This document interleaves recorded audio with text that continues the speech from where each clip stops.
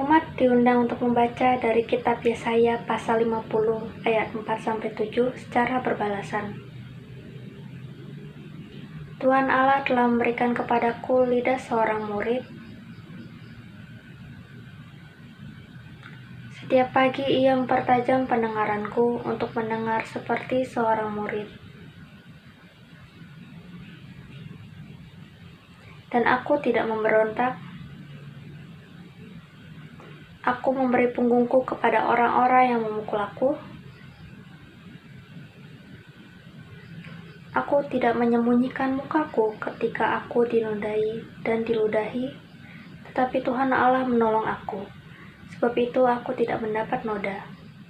Sebab itu aku meneguhkan hatiku seperti keteguhan gunung batu, karena aku tahu bahwa aku tidak akan mendapat noda.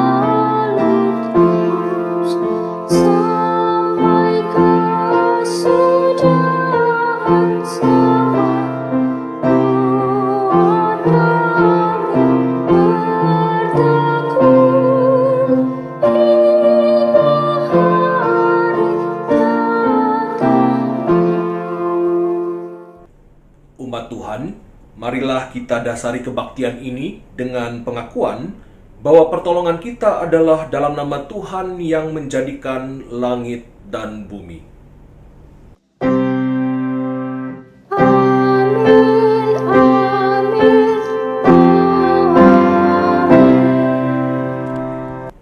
Tuhan beserta saudara. Umat yang dikasihi Tuhan, di minggu kedua di bulan September ini, bertepatan dengan bulan misi, kita diajak untuk memahami dengan benar Yesus sebagai Mesias, sebagai dasar dari misi pemberitaan Injil kita. Melalui tema, "Apa katamu tentang aku?" kita diingatkan kembali, siapakah Yesus yang kita kenal? Bagaimana kita mengenal Yesus? Dan di mana Yesus kita tempatkan di dalam hati dan pikiran saat banyak hal menyita waktu serta pikiran kita.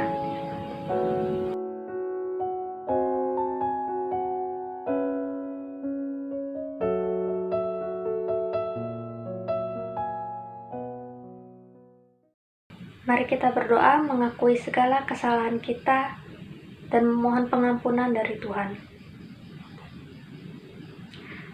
Tuhan Allah yang kami kenal di dalam nama Bapa, terpujilah namamu, kekal selama-lamanya. Terimalah sembah sujud kami karena Engkaulah Khalik semesta. Terpujilah Engkau yang telah memberi kami lidah seorang murid, supaya dengan perkataan kami dapat memberi semangat baru kepada setiap orang yang letih lesu, seperti yang telah diteladankan Yesus Sang Mesias. Tetapi ampunilah kami ya Tuhan, karena kami seringkali tidak meneladani apa yang dilakukan Sang Mesias untuk menggunakan pemberian-Mu itu dengan baik. Kami acap kali membiarkan lidah kami mengatakan hal-hal yang tidak perlu, hal-hal yang tidak membangun, bahkan menjatuhkan orang lain. Kami telah mendukakan Roh Kudus dengan tidak mengendalikan lidah kami. Kasihanilah kami ya Tuhan, berilah kami anugerah pengampunan-Mu, Pulihkanlah kami dari segala sakit, penyakit, iri hati, rasa dengki, dan dari apapun yang menghalangi kami untuk memperkatakan hal-hal yang baik, yang sedap didengar, dan yang memberi kesaksian tentang-Mu. Mampukan kami Tuhan untuk mengikuti dan meladani Yesus, Sang Mesias, yang senantiasa hidup dalam ketaatan kepada-Mu. Kabulkanlah permohonan kami ini ya Tuhan. Di dalam nama Kristus Putra-Mu kami berdoa. Amin. Bagi kita yang telah dengan tulus mengakui segala dosa kita dan memohon pengampunan dari Tuhan, dengarkanlah berita anugerah yang terambil dari Mazmur nomor 103 ayat 8-12. Tuhan adalah penyayang dan pengasih, panjang sabar dan berlimpah kasih setia. Tidak selalu ia menuntut, dan tidak untuk selama-lamanya ia mendendam. Tidak dilakukannya kepada kita setimpal dengan dosa kita, dan tidak dibalasnya kepada kita setimpal dengan kesalahan kita. Tetapi setinggi langit di atas bumi, demikian besarnya kasih setianya atas orang-orang yang takut akan Dia. Sejauh timur dari barat, demikian dijauhkannya daripada kita pelanggaran kita. Di dalam Kristus engkau telah diampuni. Damai Kristus bagimu.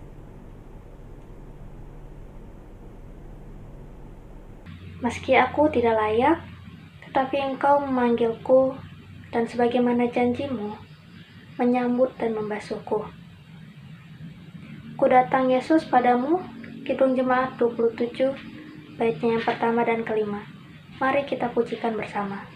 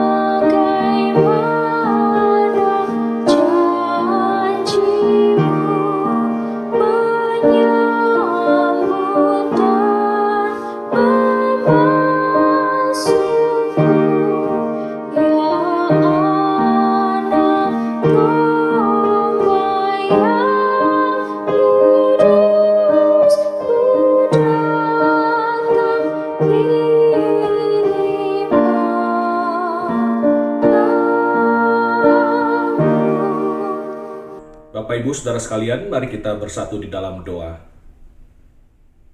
Bapa Sorgawi, Tuhan Allah kami yang hidup, nyatakanlah isi hati-Mu kepada kami anak-anak-Mu. Kristus Sang Firman hidup, bersabdalah. Roh Kudus, terangilah hati dan pikiran kami. Kiranya ucapan mulut hamba-Mu dan perenungan hati kami semua berkenan di hadapan-Mu, ya Tuhan Allah, gunung batu dan penebus kami yang hidup. Amin. Pembacaan kitab suci hari ini terambil dari kitab Markus pasal 8 ayat 27 sampai 38. Dengarkanlah firman Tuhan. Kemudian Yesus beserta murid-muridnya berangkat ke kampung-kampung di sekitar Kaisarea Filipi. Di tengah jalan ia bertanya kepada murid-muridnya, katanya, "Kata orang, siapakah aku ini?" Jawab mereka, "Ada yang mengatakan Yohanes Pembaptis, ada juga yang mengatakan Elia, ada pula yang mengatakan seorang dari para nabi." Ia bertanya kepada mereka, "Tetapi apa katamu? Siapakah aku ini?" Maka jawab Petrus, "Engkaulah adalah Mesias." Lalu Yesus melarang mereka dengan keras supaya jangan memberitahukan kepada siapapun tentang Dia. Kemudian mulailah Yesus mengajarkan kepada mereka bahwa Anak Manusia harus menanggung banyak penderitaan dan ditolak oleh tua-tua, imam-imam kepala, dan ahli-ahli Taurat, lalu dibunuh dan bangkit sesudah 3 hari. Hal ini dikatakannya dengan terus terang. Tetapi Petrus menarik Yesus ke samping dan menegur dia. Maka berpalinglah Yesus dan sambil memandang murid-muridnya, ia memarahi Petrus, katanya, "Enyahlah iblis, sebab engkau bukan memikirkan apa yang dipikirkan Allah, melainkan apa yang dipikirkan manusia." Lalu Yesus memanggil orang banyak dan murid-muridnya dan berkata kepada mereka, "Setiap orang yang mau mengikut aku, ia harus menyangkal dirinya, memikul salibnya, dan mengikut aku. Karena siapa yang mau menyelamatkan nyawanya, ia akan kehilangan nyawanya. Tetapi barang siapa kehilangan nyawanya karena aku dan karena Injil, ia akan menyelamatkannya. Apa gunanya seorang memperoleh seluruh dunia, tetapi ia kehilangan nyawanya? Karena apakah yang dapat diberikannya sebagai ganti nyawanya? Sebab barang siapa malu karena aku dan karena perkataanku di tengah-tengah angkatan yang tidak setia dan berdosa ini, Anak Manusia pun akan malu karena orang itu, apabila ia datang kelak dalam kemuliaan Bapanya, diiringi malaikat-malaikat kudus. Berbahagialah setiap orang yang mendengarkan firman Allah dan yang memeliharanya." Haleluya. Saudara-saudara, Todd McKinnon adalah seorang CEO sekaligus founder dari sebuah perusahaan bernama Okta. Okta ini adalah sebuah perusahaan keamanan cyber. Nah, pada tahun 2015, Todd mengalami sebuah insiden yang menarik sekali. Jadi tahun 2015 itu seperti tahun-tahun sebelumnya, Okta mengadakan pertemuan tahunan yang mengumpulkan seluruh stakeholders dari perusahaan Okta ini. Nah, pada waktu itu, Todd tentunya sebagai CEO dan founder seperti biasa diminta untuk menyampaikan speech di pertemuan tahunan itu.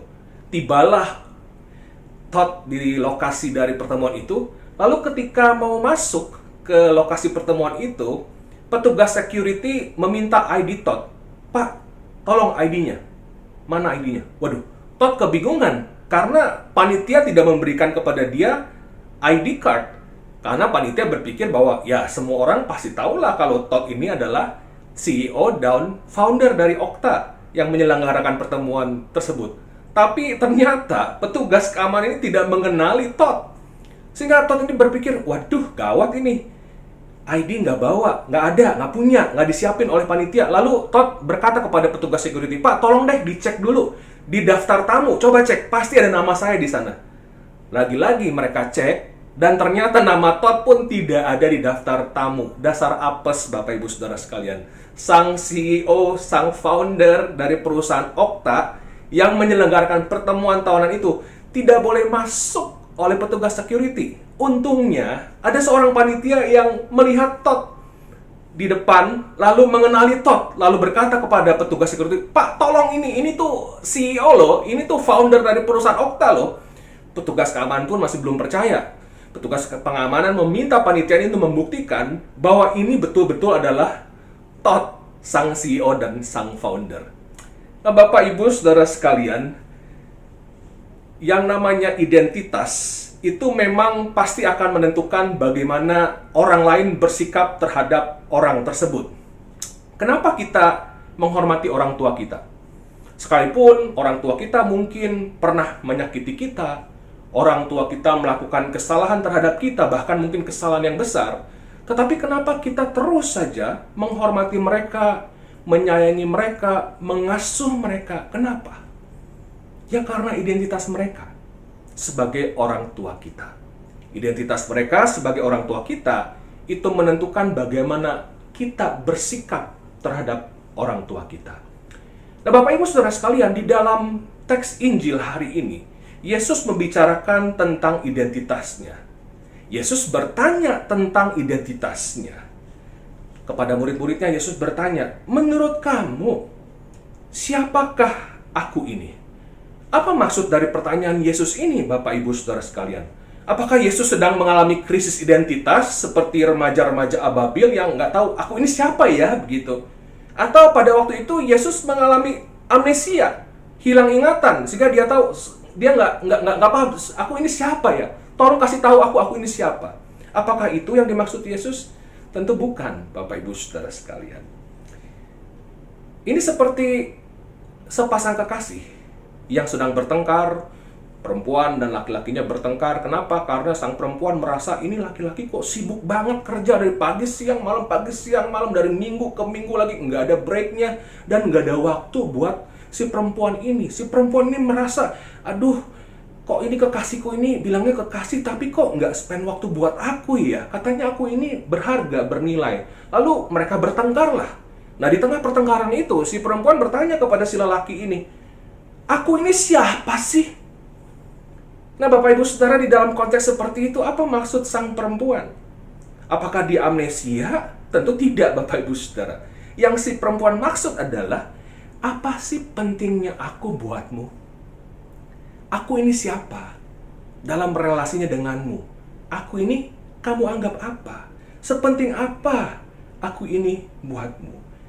Nah, Bapak Ibu Saudara sekalian, inilah maksud dari pertanyaan Yesus kepada para murid. Siapakah aku, kata Yesus? Apa pentingnya aku buatmu? Nah, Bapak Ibu Saudara sekalian, ada dua hal yang perlu kita perhatikan berkenaan dengan konteks di mana pertanyaan ini Yesus lontarkan.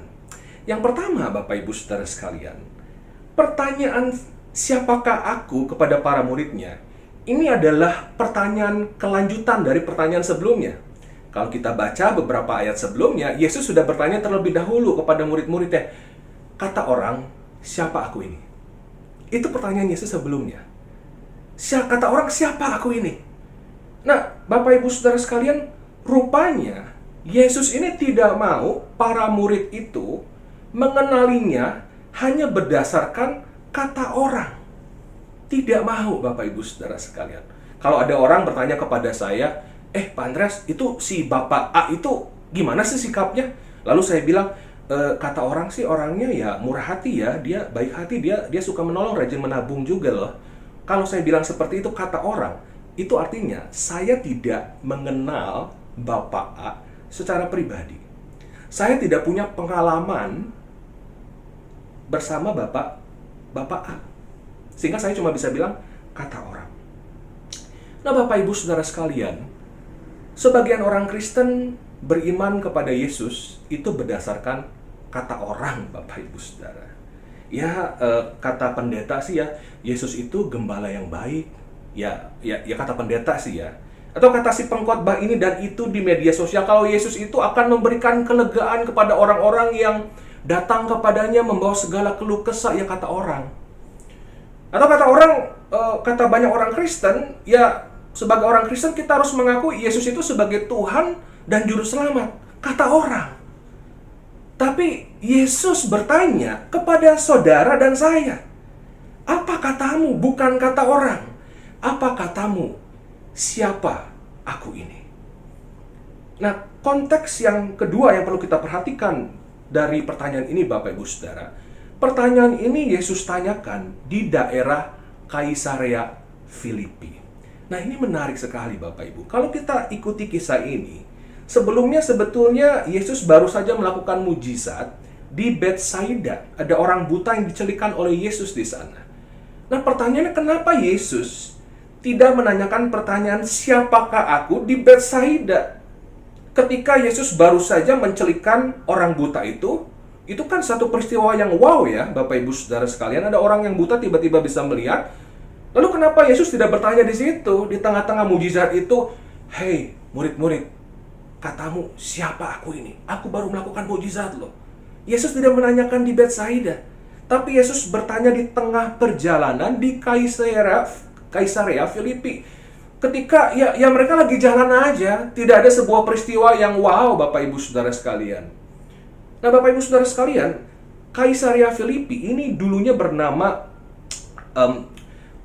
Panteas. Panteas ini adalah sebuah kota yang didirikan untuk menghormati seorang dewa bernama Dewa Pan, Bapak Ibu Saudara. Lalu kemudian Herodes ini di kota ini membangun sebuah kuil untuk menghormati Kaisar Agustus yang dianggap sudah sangat berjasa untuk menghadirkan damai ke Kekaisaran Romawi. Karena itu di kota Kaisarea Filipi ini ada sebuah kuil di mana banyak orang Roma itu sering datang ke sana membawa sesajen, membawa persembahan. Untuk apa? Untuk bertanya kepada para dewa tentang hidup mereka, menanyakan petunjuk-petunjuk kepada para dewa. Apakah bisnis saya akan lancar? Saya harus nikahin siapa nih ya? Besok gimana musim nanti? Panennya seperti apa dewa-dewa? Ini adalah tempat di mana orang-orang Romawi datang untuk mencari petunjuk dari para dewa. Nah, di tengah-tengah situasi seperti inilah, di tengah-tengah konteks seperti inilah, Yesus bertanya kepada para murid, "Siapakah aku katamu?" Nah, Bapak Ibu Saudara, bayangkan seperti ini. Kalau ada seorang perempuan bertanya kepada laki-lakinya, "Siapa sih aku ini?" begitu ya. Nah, kita bayangkan dua skenario. Skenario pertama adalah si perempuan ini sedang hanya berdua dengan si laki-laki. Percakapan private begitu ya. Lalu si perempuan ini bertanya kepada sang laki-laki, "Sayang, siapa sih aku ini?" Ini skenario pertama. Skenario kedua, si perempuan sedang di tengah-tengah banyak perempuan-perempuan lainnya.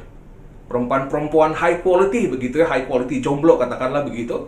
Lalu si perempuan bertanya kepada si pria, si laki-laki, di tengah-tengah banyak perempuan lain ini, "Siapa aku ini?" Beda nggak Bapak Ibu Saudara? Oh, beda sekali ya Bapak Ibu Saudara ya. Tentunya jawaban di skenario kedua itu adalah jawaban yang lebih tulus, lebih benar jawabannya. Karena dia berikan jawaban di tengah-tengah banyak perempuan lain. Dia pilih perempuan ini. Nah, Bapak Ibu Saudara sekalian, karena itu jawaban Petrus bahwa Yesus adalah Sang Mesias di tengah-tengah kuil, di hadapan kuil para dewa itu adalah jawaban yang luar biasa Bapak Ibu Saudara. Sebuah pengakuan di hadapan kuil para dewa ini bahwa Yesus adalah yang diurapi oleh Allah, orang yang sangat istimewa. Jawaban Petrus ini jawaban yang istimewa Bapak Ibu Saudara, jawaban yang luar biasa. Ini sebuah pengakuan pertama dari kitab Markus Bapak Ibu Saudara dari pasal 1, dan ini adalah pengakuan pertama di pasal 8 ini. Nah, namun ada yang menarik Bapak Ibu Saudara sekalian. Ternyata pengakuan Petrus bahwa Yesus adalah Mesias, itu ternyata apa yang ada di benak Petrus itu sama sekali tidak sama dengan identitas Yesus sebagai Mesias. Kita tahu ini dari ayat-ayat selanjutnya Bapak Ibu Saudara. Di ayat 31 sampai 38 itu ada percakapan lagi antara Yesus dan Petrus. Ketika Yesus memberitahukan tentang penderitaannya, bahwa dia akan ditolak oleh para pemimpin agama, lalu dia akan mati. Disitulah Petrus menegur Yesus, jangan ngomong seperti itu, engkau adalah Mesias. Sampai-sampai Yesus pun menghardik Petrus, "Enyahlah engkau iblis." Keras sekali Bapak Ibu Saudara. Jadi rupanya apa yang ada di dalam benak Petrus, Mesias, itu ternyata sangat berbeda. Keliru dari identitas Yesus yang benar sebagai Mesias. Yesus adalah Mesias yang menderita, melalui jalan penderitaan, dan dia harus disalibkan dan mati. Di benak Petrus tidak seperti itu Mesiasnya. Beda sekali. Jadi rupanya sekalipun katanya sama-sama Mesias, maknanya itu bisa berbeda Bapak Ibu Saudara. Pemahamannya berbeda sekali. Nah Bapak Ibu Saudara sekalian, kalau saat ini ditanyakan kepada kita, kepada banyak orang Kristen, siapa sih Yesus buatmu? Saya kok yakin ya, hampir semua orang Kristen, bahkan mungkin semua orang Kristen akan menjawab, Yesus adalah ya Tuhan dan Juru Selamatku. Itu adalah pengakuan Kristiani. Setiap orang Kristen mengakui bahwa Yesus adalah Tuhan dan Juru Selamat. Tapi tunggu dulu Bapak Ibu Saudara. Ketika kita mengatakan Yesus adalah Tuhan dan Juru Selamat, apakah pemahaman kita itu adalah benar? Sama dengan identitas Yesus yang sesungguhnya sebagai Tuhan dan Juru Selamat. Ketika kita mengatakan Yesus sebagai Tuhan, apa sih sebetulnya yang kita maksud dengan Yesus sebagai Tuhan? Bapak Ibu Saudara sekalian, seorang sosiolog dari Amerika Serikat bernama Christian Smith pada tahun 2005 menerbitkan sebuah buku yang berjudul Soul Searching. Buku Soul Searching ini adalah hasil riset dari National Study of Youth and Religion yang diadakan di Amerika Serikat yang mempelajari spiritualitas dari anak-anak muda di Amerika Serikat. Ini riset kualitatif dan kuantitatif, Bapak Ibu Saudara. Secara kuantitatif, Smith ini menyebarkan ribuan kuesioner, ada ribuan anak-anak muda yang mengisi kuesioner ini, dan secara kualitatif Smith ini mewawancarai secara mendalam kurang lebih 300 anak muda tentang spiritualitas. Nah, Smith ini menemukan bahwa anak muda di Amerika Serikat itu sangat religius. Tetapi mereka ini punya satu pemahaman tentang Tuhan yang Smith sebut sebagai moralistic therapeutic deism.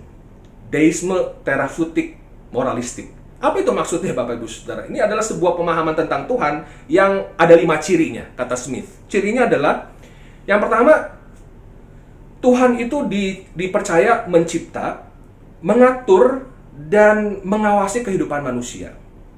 Yang kedua, Tuhan itu ingin manusia itu jadi baik dan jadi adil terhadap satu sama lain. Yang ketiga, Tuhan itu tujuan hidup manusia itu adalah untuk bahagia dan merasa baik tentang dirinya. Feel good about ourselves. Nah, lalu yang keempat, ini menarik Bapak Ibu Saudara. Yang keempat adalah Tuhan itu tidak perlu terlibat di dalam kehidupan kita kecuali di saat kita mengalami kesusahan dan membutuhkan pertolongan Tuhan. Yang terakhir, yang kelima, Bapak Ibu Saudara, orang baik itu pasti masuk surga. Nah, inilah pemahaman tentang Tuhan yang dihayati oleh anak-anak muda di Amerika Serikat. Moralistic therapeutic deism. Ketika saya baca ini, Bapak Ibu Saudara, saya kok khawatir ya, bahwa pemahaman Tuhan seperti ini bukan hanya dimiliki oleh anak-anak muda di Amerika Serikat. Saya kok khawatir pemahaman ini juga dihayati oleh banyak orang Kristen. Ketika kita berkata Yesus adalah Tuhan, apakah betul kita melibatkan Tuhan dalam segala aspek hidup kita? Atau seperti moralistic therapeutic deism ini, bahwa Tuhan itu nggak perlu terlibat dalam hidup saya, kecuali saya ini lagi punya masalah, saya butuh pertolongan Tuhan, barulah saya melibatkan Tuhan. Ketika saya misalnya mencari jodoh, apakah Tuhan dilibatkan? Oh iya dong, sudah pasti dilibatkan dong Pak. Dilibatkannya bagaimana? Dilibatkannya adalah, Tuhan, aku sudah pilih si A, engkau restui ya, engkau berkatilah. Nah, itulah Tuhan dilibatkan seperti itu. Atau misalnya ketika kita mau investasi, ada investasi A, B, C, kita libatkan Tuhan seperti apa? Tuhan, aku mau investasi di A, di B, di C. Tuhan berkati supaya berlipat ganda, beranak pinak investasi saya. Tetapi kita tidak bertanya kepada Tuhan, kemana aku harus berinvestasi? Apakah ini waktu yang tepat untuk berinvestasi? Atau mungkin dana ini aku harus gunakan saat ini untuk menolong si A, si B, si C. Karena semua uangku ini adalah milik Engkau, Tuhan. Atau ketika misalnya kita sedang mencari pekerjaan, bagaimana kita melibatkan Tuhan? Bisa jadi kita melibatkan Tuhan dengan apa? Tuhan, saya mau pekerjaan di perusahaan A, di perusahaan B, di perusahaan C. Tuhan tolong lancarkan, Tuhan tolong kasih, Tuhan berkati rencana saya ini. Tetapi apakah kita bertanya kepada Tuhan, Tuhan, Engkau ingin aku berkarya di mana? Di bidang apa? Di perusahaan mana? Dengan segala talenta yang Tuhan titipkan buat saya, di mana Engkau ingin aku berkarya? Ketika anak-anak sedang mencari jurusan, apakah kita melibatkan Tuhan? Oh iya dong, melibatkan Tuhan dong Pak. Gimana caranya? Tuhan, saya kan dulu gagal jadi dokter ya. Saya mau anak-anak saya pokoknya jadi dokter. Tuhan berkati. Saya klaim di dalam nama Yesus, kalau saya minta, pastikan Tuhan kasihkan. Berapa banyak orang tua yang ketika anak-anaknya sedang memilih jurusan kuliah, berdoa bertanya kepada Tuhan, Tuhan Yesus, anak-anak ini adalah titipanmu. Engkau mau mereka jadi apa? Tolong tunjukkan apa kekuatan mereka. Tolong tunjukkan apa passion mereka. Tolong tunjukkan tempat terbaik untuk mereka bisa dipersiapkan berkarya nantinya setelah lulus menjadi garam dan terang dunia di Indonesia ini. Berapa banyak orang tua yang mengaku Kristen, mengaku Yesus sebagai Tuhan dan melakukan ini. Saya kok khawatir ya Bapak Ibu Saudara, kita menyebut Yesus adalah Tuhan. Ketika Yesus bertanya, siapakah aku? Iya, Yesus engkau adalah Tuhan. Tetapi saya khawatir Tuhan Yesus yang kita pahami itu sama seperti apa yang Smith sebut sebagai Tuhan yang moralistik, therapeutic deism. Semoga tidak Bapak Ibu Saudara. Ketika kita bilang Yesus adalah juru selamat, apa sebetulnya yang kita maksud dengan juru selamat Bapak Ibu Saudara sekalian? Sebetulnya ketika kita mengakui Yesus sebagai juru selamat, maka di saat itulah kita itu mengakui saya ini manusia berdosa. Sesaleh-salehnya saya di hadapan manusia, di hadapan Allah saya ini sama saja tidak lebih baik dari Saipul Jamil, tidak lebih baik dari Coki Pardede. Saya tidak lebih baik di hadapan Allah. Saya sama-sama manusia berdosa. Karena itu saya tidak layak menerima apapun yang baik dari Tuhan. Saya nggak layak menerima apapun yang baik dari Tuhan. Karena itu orang yang betul-betul menghayati Yesus sebagai juru selamatnya nggak akan pernah berkata seperti ini, Tuhan, aku kan udah rajin pelayanan, aku udah rajin ibadah, aku rutin loh kasih persepuluhan. Kenapa sih engkau nggak kabulkan permintaanku? Aku kan minta ini dan itu. Kenapa engkau nggak kasih? Aku udah kasih semuanya buat engkau loh Tuhan. Kenapa engkau nggak kasih aku minta? Kenapa sih? Bapak Ibu Saudara, kalau kita berkata seperti itu kepada Yesus, Yesus itu sebetulnya adalah juru selamat kita atau juru kaki kita. Juru kaki itu adalah kacung Bapak Ibu Saudara. Saya kok khawatir ketika kita bilang Yesus adalah juru selamat. Yang kita pahami sebagai juru selamat itu tidak betul, tidak benar seperti identitas Yesus yang sebenarnya. Yesus juru selamat ini, Yesus juga yang Mesias yang menempuh jalan penderitaan Bapak Ibu Saudara sekalian. Dia disiksa, dia menderita karena dia melakukan apa yang benar. Dia mau menggenapi rencana Bapa Surgawi dalam hidupnya. Karena itu dia menderita, mati, dan disalibkan. Dia adalah Mesias yang menapaki jalan penderitaan. Artinya apa? Artinya ketika kita mengaku Yesus sebagai juru selamat, kita pun harus siap menjadi martir. Siap menekuni jalan penderitaan itu demi Sang Mesias. Karena itu jalan yang sudah ditunjukkan oleh Yesus, Sang Juru Selamat itu. Kita tentunya tidak bisa membuat diri kita menjadi martir. Tetapi kita harus mempersiapkan diri kita menjadi seorang martir. Maksudnya apa Bapak Ibu Saudara? Maksudnya kita sebagai orang Kristen bukan mencari-cari penderitaan. Bukan Bapak Ibu Saudara. Tetapi kita harus siap menghadapi berbagai kesusahan dan penderitaan akibat iman kita kepada Yesus. Tapi kenyataannya, bukankah tidak sedikit orang Kristen yang dalam hidupnya hanya mengejar apa yang dunia definisikan sebagai keamanan, kenyamanan, atau ketenaran mungkin. Di mana ada kenyamanan, disitulah orang Kristen berada. Di mana ada keamanan, disitulah orang Kristen kejar terus sampai dapat. Di mana ada ketenaran, disitulah orang Kristen coba kejar terus sampai dapat. Bukan di mana Yesus berada. Jadi kalau demikian Bapak Ibu Saudara sekalian, sungguhkah Yesus adalah juru selamat bagi kita? Yesus bertanya kepada saudara dan saya hari ini, siapakah aku? Jangan buru-buru jawab, saudara-saudara. Tentunya pengakuan lewat mulut kita itu adalah sesuatu hal yang sangat penting.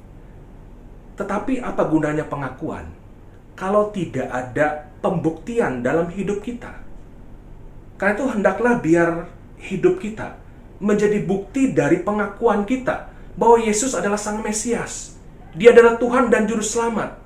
Dan biarlah ketika orang-orang melihat kehidupan kita, orang-orang pun mengakui orang ini betul orang Kristen.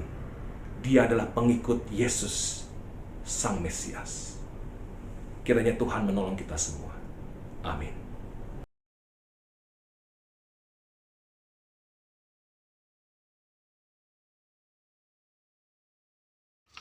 Jemaat, saya undang bangkit berdiri. Marilah kita bersama dengan umat Allah di masa lalu, masa kini, dan masa depan, mengingat pengakuan iman pada janji baptisan kita menurut pengakuan iman rasuli.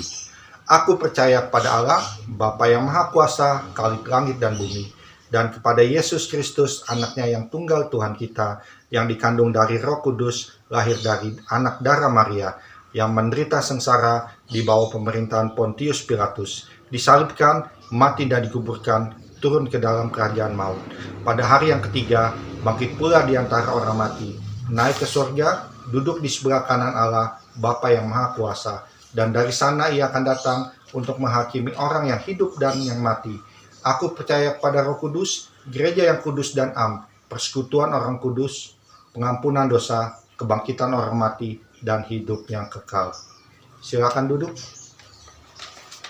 Bapak Ibu, kita akan mendengarkan kesaksian pujian dari Paguyuban Pelangi GKI Pondok Indah. Selamat pagi Bapak-Bapak dan Ibu-Ibu yang dikasihi oleh Tuhan Yesus Kristus. Saya Diana, mewakili Paduan Suara Pelangi, akan memberikan sedikit informasi mengenai komunitas kanker Paguyuban Pelangi GKI Pondok Indah. Komunitas kanker ini didirikan pada bulan Mei 6 tahun yang lalu, dan anggotanya adalah pasien dan survivor dari berbagai jenis kanker, juga dari berbagai lintas agama. Jadi sifatnya heterogen. Kalau ada bapak-bapak dan ibu-ibu yang terdiagnosa kanker saat ini, dengan senang hati kami mengundang untuk bergabung di komunitas kanker Paguyuban Pelangi GKI Pondok Indah, dan bisa menghubungi dengan Ibu Lina di nomor 0815 1919 8447. Sebagai akhir kata, saya ingin mengucapkan banyak terima kasih kepada GKI Bogor Baru yang sudah memberikan kesempatan kepada Paduan Suara Pelangi untuk memuji Tuhan dalam kebaktian pada pagi hari ini. Sekali lagi, saya ucapkan terima kasih dan Tuhan Yesus memberkati. Amin.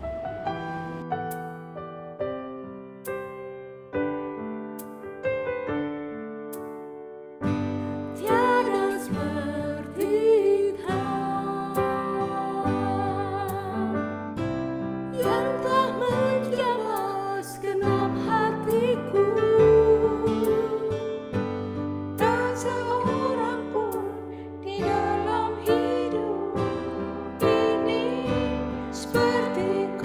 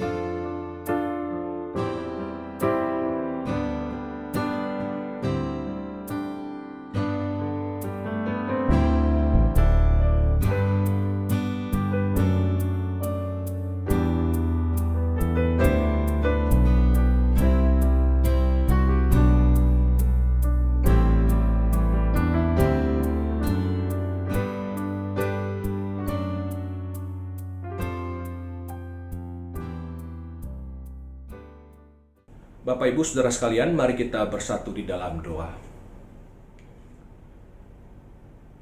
Bapa Surgawi, hari ini kami rindu membawa berbagai pergumulan kami kepadamu ya Tuhan. Kami menyerahkan gerejamu di tempat ini, GKI Bogor Baru, dan juga di Bajem di Sentul. Bapa, berkatilah para pekerjamu yang sudah menyerahkan dirinya untuk menggarap ladang Tuhan di gerejamu ini. Berikan hikmat, berikan kekuatan, dan semangat untuk terus melayani umatmu dengan sebaik-baiknya di masa yang sulit ini dan penuh dengan keterbatasan ya Tuhan.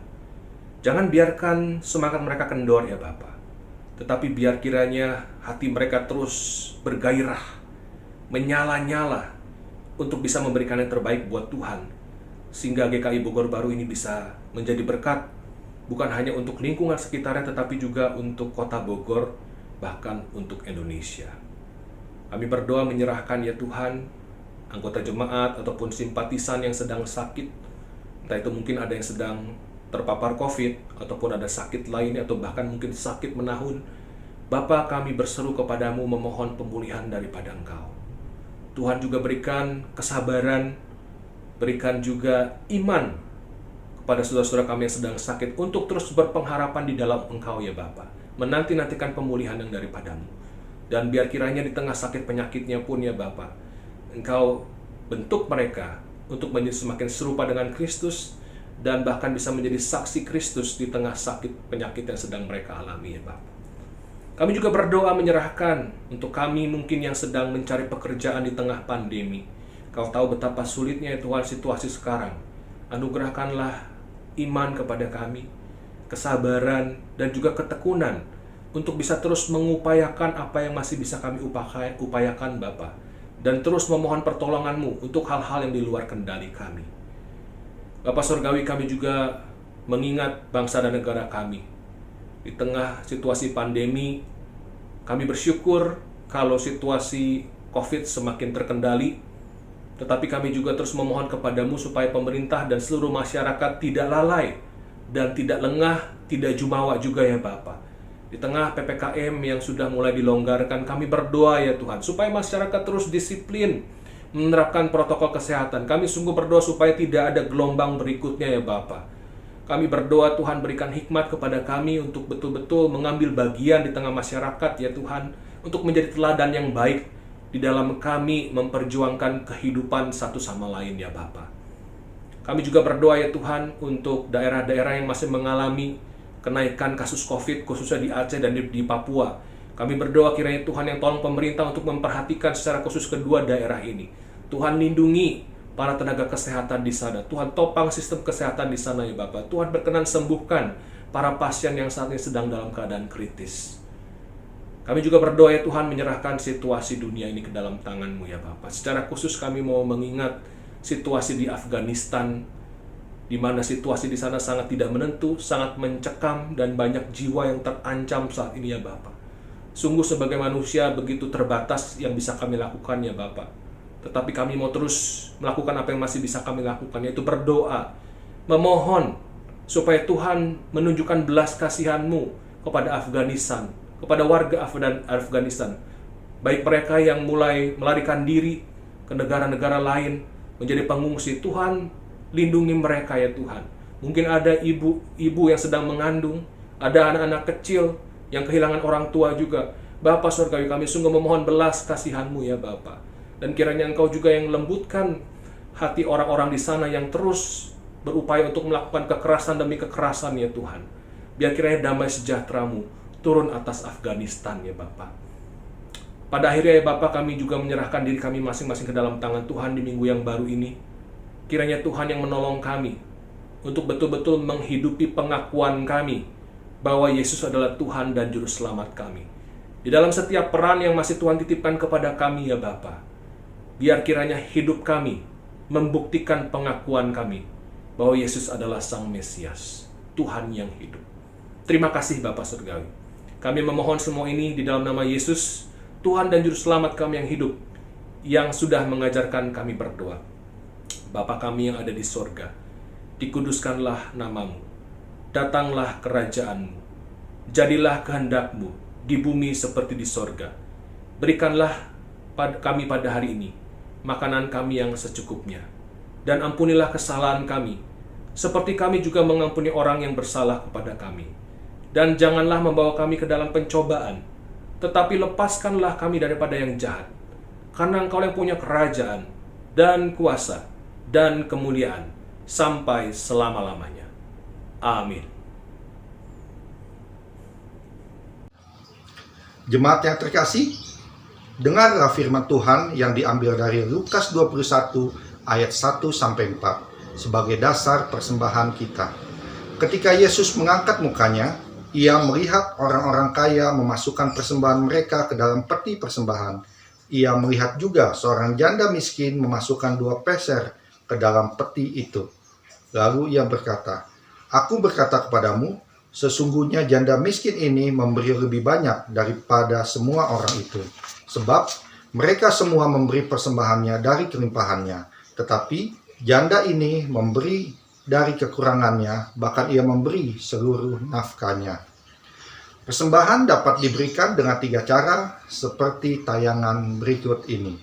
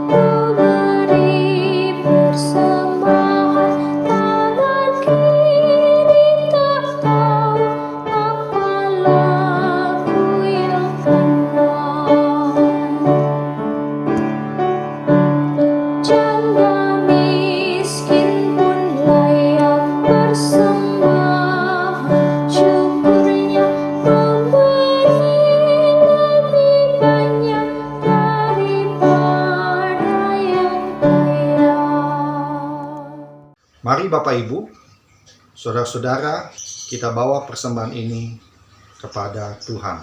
Mari kita satu dalam doa. Allah Bapa yang berada dalam kerajaan surga, terima kasih untuk hari ini kami boleh membawa persembahan kami kepada Tuhan dalam bentuk transferan atau simpanan dalam amplop. Biarlah persembahan ini menjadi komitmen kami untuk dapat membantu dan membangun rumah Tuhan GKI Bogor Baru. Kami berdoa untuk setiap pengurus yang akan mengelolanya agar dapat mengelolanya dengan baik. Terpujilah Tuhan, dan kami mau serahkan persembahan ini hanya di dalam nama Tuhan Yesus Kristus. Amin.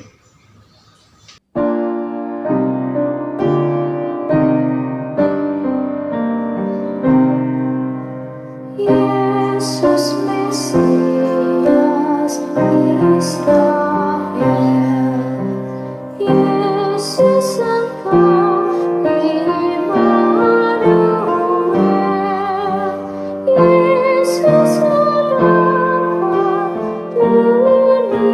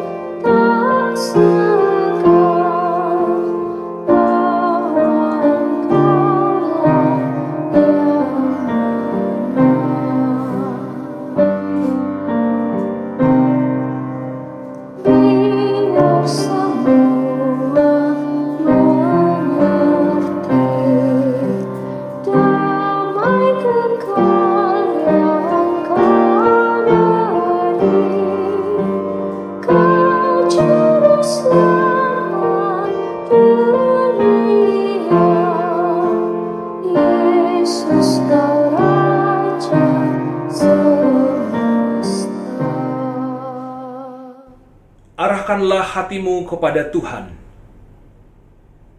Jadilah saksi Kristus. Terpujilah Tuhan.